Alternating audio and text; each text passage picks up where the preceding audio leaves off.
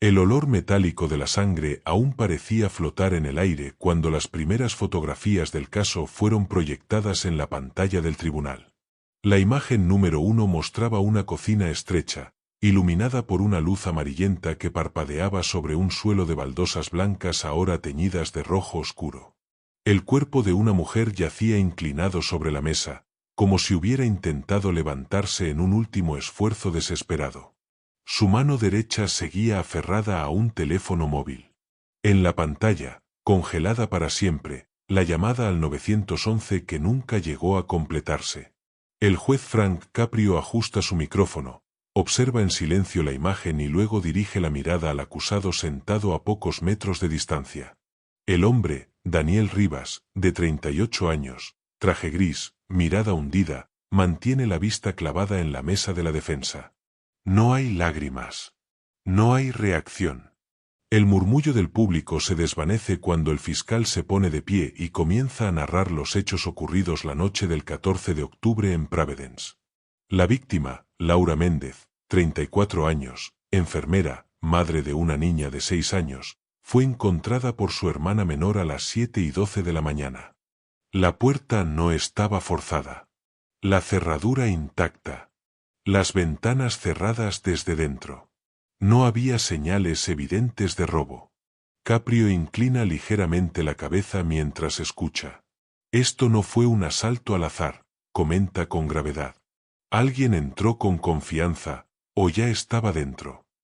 La fiscalía llama a su primer testigo, el detective principal del caso, el teniente Marco Álvarez. El hombre se acerca al estrado con paso firme, uniforme impecable, carpeta gruesa bajo el brazo. Jura decir la verdad. Se sienta.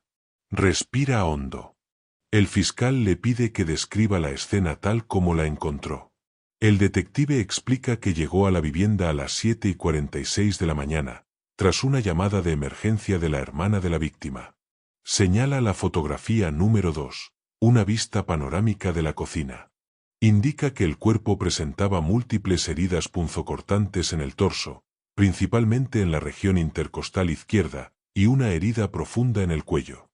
Describe cómo el equipo forense delimitó el área con marcadores amarillos. Marcador número 1, un cuchillo de cocina de 20 centímetros de hoja, encontrado bajo el fregadero.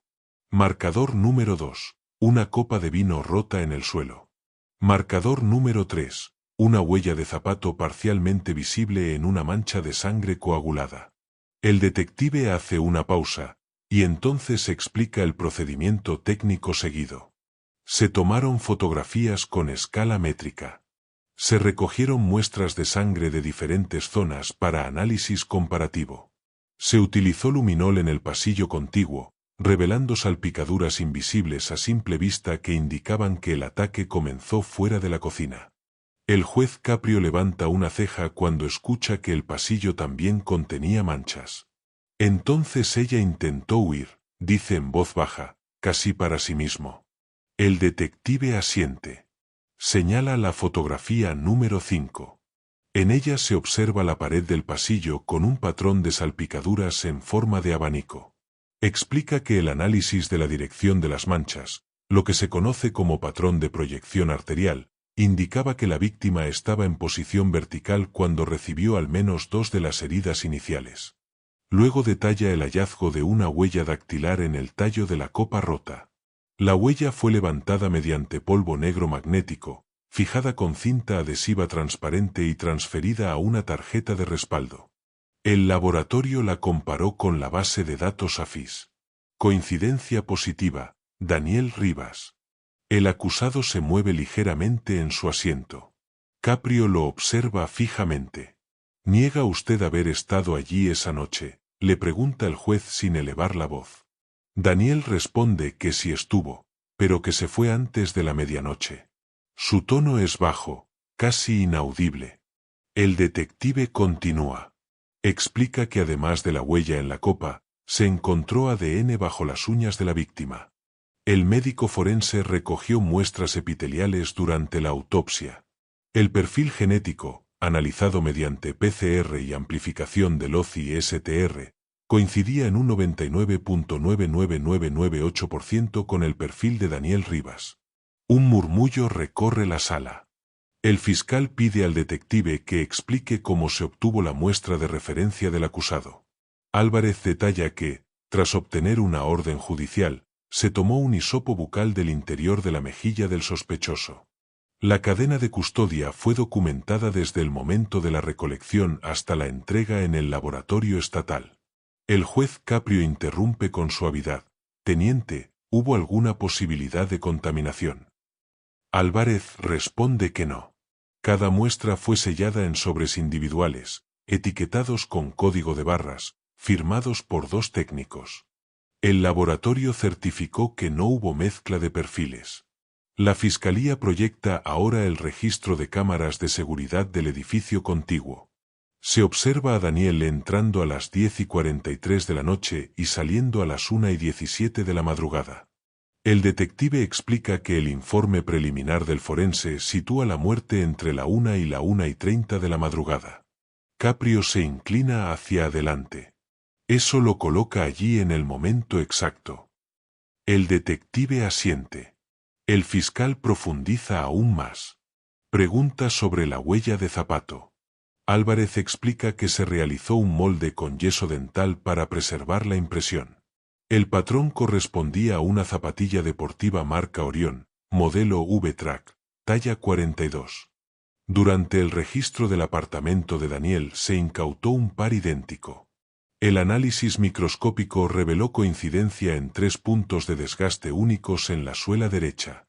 El detective describe esos puntos con precisión: una abrasión triangular en la zona del talón, un corte diagonal en la parte media y una incrustación microscópica de gravilla que coincidía químicamente con el tipo de piedra utilizada en el jardín del edificio de la víctima.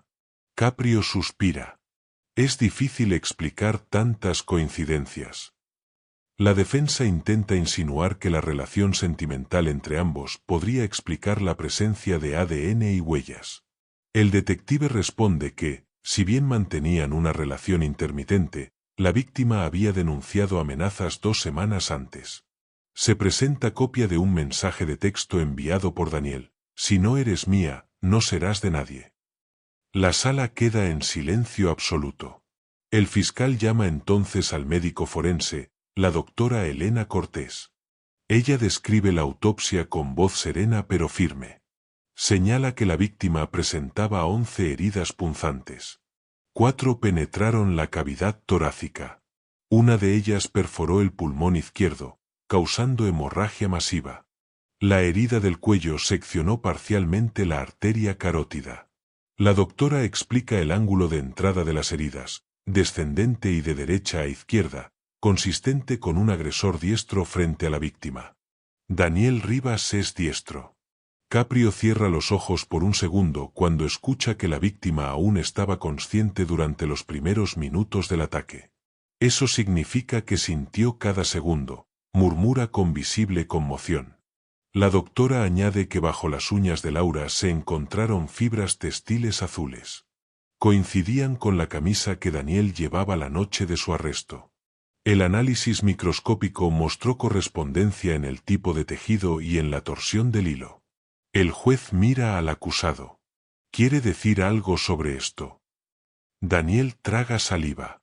Responde que discutieron, que ella lo arañó, pero insiste en que la dejó viva.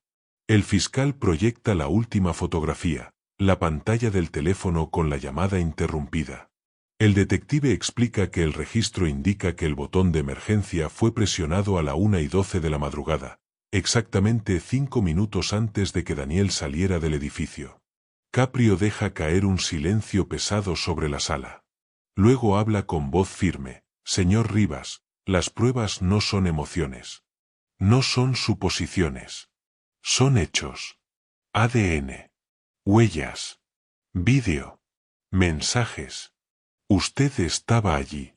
Ella intentó pedir ayuda». El acusado baja la cabeza. El juicio continúa con el testimonio de la hermana de Laura, quien describe cómo encontró el cuerpo. Sus palabras quiebran el aire del tribunal. Habla del olor, del silencio, de la mano fría de su hermana. El público contiene el aliento. Caprio escucha con los labios apretados.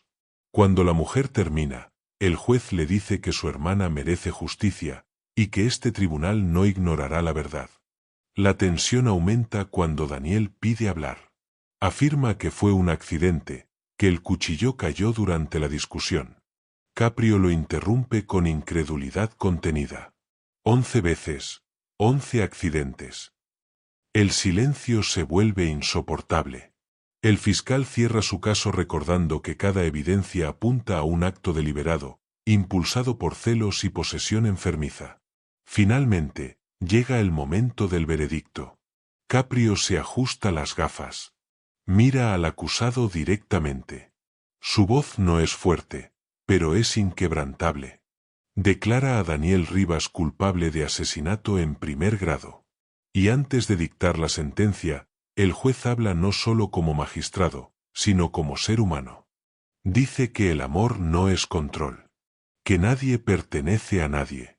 Que la violencia jamás es una respuesta. Con solemnidad, impone cadena perpetua sin posibilidad de libertad condicional. El martillo golpea la madera. Y en ese sonido seco, termina no solo un juicio, sino la última oportunidad de un hombre que confundió obsesión con amor.